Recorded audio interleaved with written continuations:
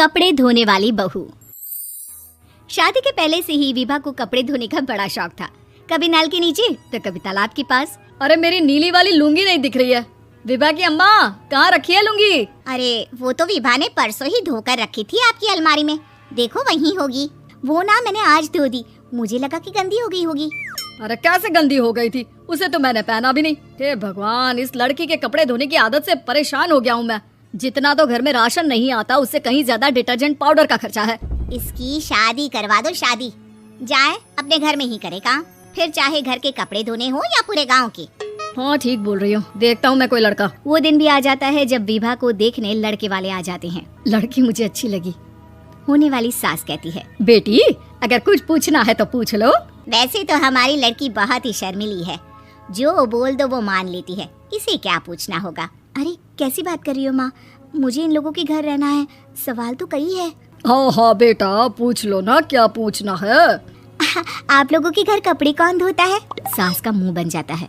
देखो अगर तुम ये कहना चाहती हो कि तुम्हें कपड़े धोने नहीं आते तो सुन लो, कपड़े मैं ही धोती हूँ, लेकिन तुम्हारे आ जाने के बाद मैं रुमाल तक नहीं धोऊंगी। अरे चुप रहना भाग्यवान, बहू बेचारी घर आई नहीं, उसे डराना शुरू कर दिया। वो क्या है ना बिटिया, अभी तक तो ये कल्लू की माँ ही धोती थी, लेकिन अब तुम्हारे पापा तो दहेज में वॉशिंग मशीन देंगे ही।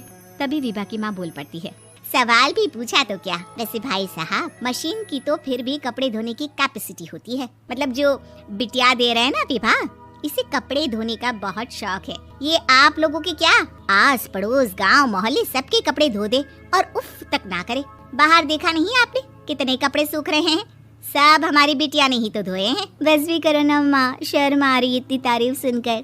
और तो और एक दाग निकाल कर दिखाओ तो मान जाऊँ। हाँ अच्छा माफ करना बेटा, मैंने गलत समझा, हमें तो रिश्ता बहुत पसंद है। और ऐसे जुड़ जाता है रिश्ता कपड़े धोने का शौक रखने वाली विभा का। उसकी शादी हो जाती है कोयला फैक्ट्री में काम करने वाले कल्लू के साथ। शादी के बाद अचानक विभा चिल्लाती हुई सास के पास आती है, सासू माँ, अरे सासू माँ कहाँ है आप?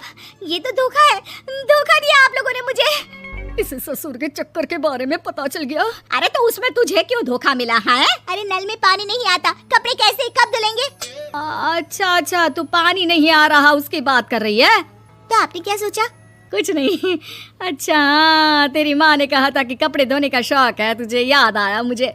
शौक बोलकर कपड़े धोने वाले मेरे जुनून को कम ना आके सासू माँ, कपड़ा धोना मेरा गुरूर है। तभी पति भी वहाँ आ जाता है। अभी मैंने इसे सनी देओल की फिल्म दिखाई है, उसी के डायलॉग मार रही है माँ। अच्छा सुन, साफ साफ बता रही हूँ, पानी सुबह 4 से 6 और शाम को 10 से 12 आता है, समझी? विभा टाइमिंग सुनकर हैरान हो जाती है, ये क्या भूतों का मोहल्ला है? सुबह 4 बजे उठकर कौन कपड़े धोता है? 4 बजे टंकी में पानी जाता है, फिर सारा दिन धोना ना, किसने मना किया? अरे कैसी बात कर रही है, 200 लीटर की टंकी में कितने कपड़े धो लूंगी मैं, सुबह ही उठ जाऊंगी मैं। अब क्या था, विभा सुबह 4 से लेकर रात के 12 बजे तक कपड़े ही धोती रहती। एक रोज सास पड़ोस से निकलकर कहीं जा रही होती है कि साथ वाली कहती है, हाँ कल्लू की माँ, जरा ये बताओ कि 2 साड़ी है, 2 ब्लाउज और एक पेटीकोट और एक नाड़े वाला लंबा कच्छा। हाँ तो? अरे तो क्या, कितना लोगी धुलाई ये बताओ। धोबन दिख रहे हैं हम क्या? हमारे पति सरकारी नौकरी से अभी रिटायर हुए हैं और बेटा सुपरवाइजर है कोयला फैक्ट्री में। धोबन समझ रखा है हमें?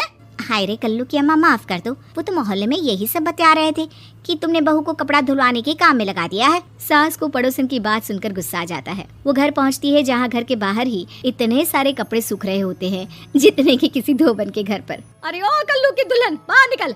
माँ जी यहीं आ जाओ, बाथरूम में चादर धो रहे हैं हम। अरे अभी हम धोते हैं, तुमको बाहर निकलो। ये आस पड़ोस वाले बोल रहे हैं कि हम बहू से कपड़े धुलवा कर उसे कपड़ा धोने वाली बना दिए हैं। अरे छोड़ो ना माँ जी, किन लोगों की बातों में आती हो?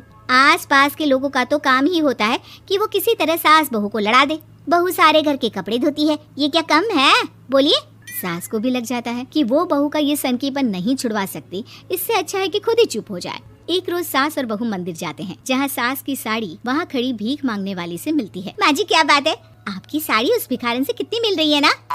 हाँ देखो तो दोनों की साड़ी मिल रही है। क्या बात है कल्लू की अम्मा, तुम खुद को तो अफसर की बीवी बताती हो और ऐसी सिंपल सी प्लेन साड़ी पहनकर घूमती हो।